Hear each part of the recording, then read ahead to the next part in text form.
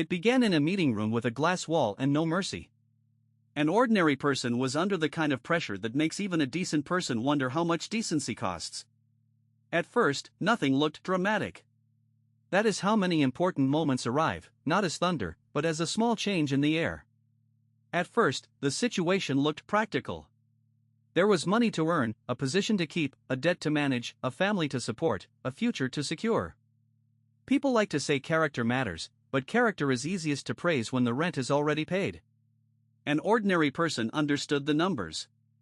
The numbers were not sentimental. They did not care about dignity, sleep, conscience, or the quiet fear of becoming someone unrecognizable. The numbers simply waited at the end of the month. Then came the offer, the shortcut, the compromise, or the moment of humiliation. It did not announce itself as evil. It sounded reasonable. Everyone does it. Do not be naive. Think of your family. Think of your career.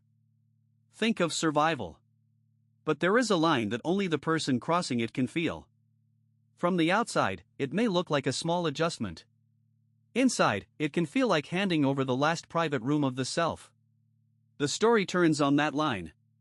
An ordinary person had to decide whether success was still success if it required becoming hollow. The hardest sentence was never said aloud. It stayed behind the teeth, heavy and hot, because once a sentence is spoken inside a home, a workplace, or a relationship, it cannot always be gathered back. Today the same pressure appears in different clothes. It may be a target number, a mortgage payment, a visa deadline, a medical bill, a performance review, or the quiet terror of being replaced by someone younger and cheaper.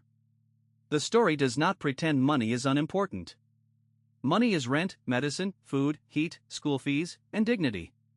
But it also asks what happens when survival keeps asking for pieces of a person's soul. A society that praises winners too loudly can forget to ask what people had to give up in order to look successful.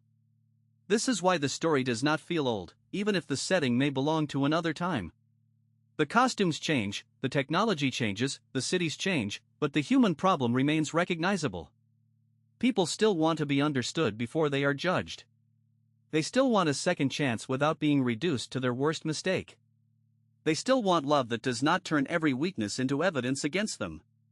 And perhaps the most important lesson is this: compassion is not the refusal to see the truth. Compassion is seeing the truth clearly and still refusing to destroy a person with it.